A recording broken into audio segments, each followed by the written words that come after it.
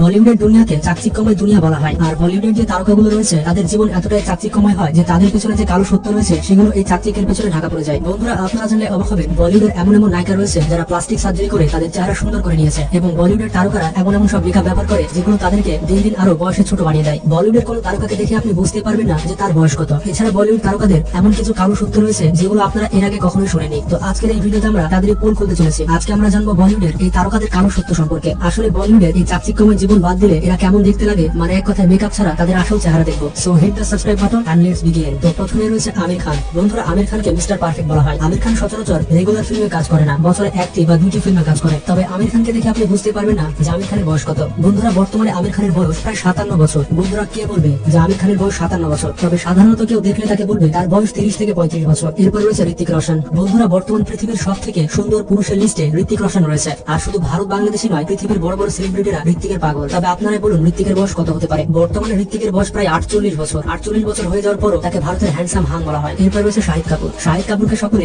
Chocolate boy বলে ডাকে। তবে অনেকে ধারণা করতে পারবে না যে শাহিদ কাপুরের বয়স প্রায় 40 বছর পার হয়ে গিয়েছে। তবে শাহিদ কাপুরকে দেখলে মনে হয় তার বয়স যেন 25 পার হলো। এরপর রয়েছে শিল্পা শেট্টি। শিল্পা শেট্টির সম্পর্কে আর কি বলবো, ভারতের সব থেকে ফিটেস্ট এবং স্লিম বডি বলা হয় শিল্পা শেট্টিকে। এখন আপনারাই বলুন শিল্পা শেট্টির বয়স কত হতে পারে? শিল্পা শেট্টির বয়স শোনার পর আপনার চোখ কপালে উঠে যাবে। বন্ধুরা, শিল্পা শেট্টি জন্মগ্রহণ করেছে 1975 সালে। তো সেই হিসেবে তার বর্তমান বয়স হচ্ছে প্রায় 47 বছর। বন্ধুরা, কে বলবে শিল্পা শেট্টির বয়স 47 বছর? তাকে দেখে বোঝার কোনো উপায় নেই যে তার বয়স 47 বছর। এই বয়সে আমাদের দেশের মহিলাদের ফিটনেসের কি অবস্থা হয় তা তো আমাকে বলে দিতে হবে না। বন্ধুরা, শিল্পা শেট্টিকে দেখে মনে হয় তার বয়স 25 বছরের একদিনও কম বা বেশি নয়। যে বয়সে আমাদের দেশে মহিলাদের বুড়ি বলা হয়, সেই বয়সে এসে শিল্পা শেট্টি ভারতের নতুন নতুন নায়িকাদের টক্কর দিচ্ছে। এরপর রয়েছে জন আব্রাহাম। বলিউডের হ্যান্ডসাম হাং হিরো বলা হয় জন আব্রাহামকে। ভারতের সব থেকে ফিট বডি নায়কদের মধ্যে আব্রাহাম অন্যতম। জন আব্রাহামকে দেখে আপনি কোনোভাবে বুঝতে পারবেন না যে তার বয়স প্রায় 50 বছর। তিনি জন্মগ্রহণ করেছিলেন 1972 সালে। মানে বন্ধুরা, কে বলবে যে জন আব্রাহামের বয়স প্রায় 50 বছর? এরপর রয়েছে অজয় দেবগান। অজয় দেবগান এমন একজন অ্যাক্টর যিনি প্রায় সব ধরনের অ্যাক্টিং পারে। বন্ধুরা, অজয় দেবগানও 50 বছর পার করেছে। অজয় দেবগানের বয়স প্রায় 53 বছর। বন্ধুরা, কে বলবে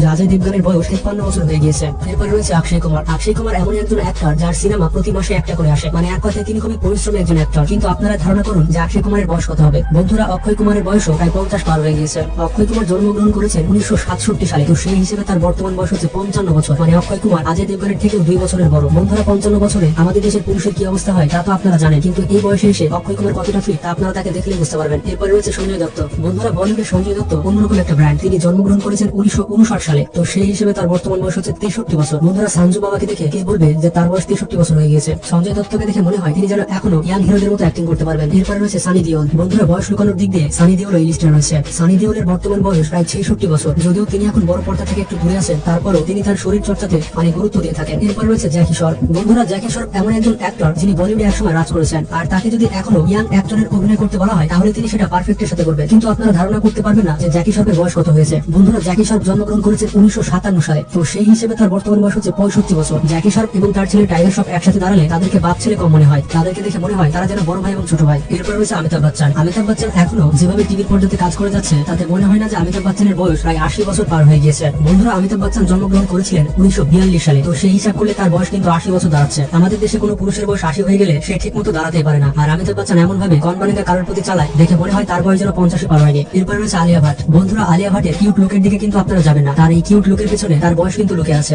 বন্ধুরা, বলিউডের নায়িকাদের মধ্যে সব থেকে ইয়াং জনপ্রিয় অ্যাক্টর হচ্ছে আলিয়া ভাট। বন্ধুরা, আলিয়া ভাটকে দেখে কে বলবে যে তার বয়স প্রায় 30-এর কাছাকাছি? জি বন্ধুরা, বর্তমানে আলিয়া ভাটের বয়স প্রায় 29 বছর। এরপর রয়েছে রণবীর কাপুর। যেহেতু আলিয়া ভাটের কথা উঠেই গেল, সেহেতু রণবীর কাপুরের কথা কেন উঠবে না? বন্ধুরা, রণবীর কাপুর এখনো টিভির পর্দায় আসলে তাকে দেখে মনে হয় তার বয়স যেন পাক্কা 24 বছর। কিন্তু বন্ধুরা, আপনাদের উদ্দেশ্যে বলে দিই, রণবীর কাপুর জন্মগ্রহণ করেছিল 1982 সালে। তো সেই হিসেবে তার বর্তমান বয়স হচ্ছে 40 বছর। জি বন্ধুরা, আপনারা ঠিকই শুনেছেন, কিউট রণবীরের বয়স প্রায় 40 বছর। এরপর রয়েছে ক্যাটরিনা কাইফ। ক্যাটরিনা কাইফ সম্পর্কে আর কি বলবো? ক্যাটরিনার গ্ল্যামারিয়াস লুকের পেছনে তার বয়স চুপ করে লুকিয়ে রয়েছে। বন্ধুরা, ক্যাটরিনা কাইফ জন্মগ্রহণ করেছেন 1983 সালে। তো সেই হিসেবে তার বর্তমান বয়স হচ্ছে 39 বছর। বন্ধুরা, 39 বছর বয়স হলে আমাদের দেশের মহিলাদেরকে বুড়ি বলা হয়। এখন ক্যাটরিনাকে দেখে আপনি কি বলবেন তা কমেন্ট বক্সে জানান। এরপর রয়েছে প্রিয়াঙ্কা চোপড়া। বন্ধুরা, প্রিয়াঙ্কা চোপড়াকে দেখে মনে হয় তার বয়স যেন পাক্কা 28 বছর। বন্ধুরা, প্রিয়াঙ্কা চোপড়া জন্মগ্রহণ করেছিল 1982 সালে। তো সেই হিসেবে তার বর্তমান বয়স হচ্ছে 40 বছর। জি বন্ধুরা, প্রিয়াঙ্কা চোপড়া এবং রণবীর কাপুরের বয়স একদম এক। এরপর রয়েছে কারিনা কাপুর। বন্ধুরা, কারিনা কাপুরকে দেখে কোনোভাবে কেউ বলবে না যে 2 বাচ্চার মা। বন্ধুরা, কারিনা কাপুর জন্মগ্রহণ করেছে 1980 সালে। তো সেই হিসেবে তার বর্তমান বয়স হচ্ছে 42 বছর। মানে কারিনা কাপুরও 40 পার করে ফেলেছে। এরপর রয়েছে সাইফ আলী খান। সাইফ আলী খানের বয়স শুনলে আপনি সত্যি অবাক হতে বাধ্য হবেন, কারণ সাইফ আলী খানকে দেখে এখনো ইয়াং অ্যাক্টর মনে হয়। বন্ধুরা, সাইফ আলী খান জন্মগ্রহণ করেছিল 1970 সালে।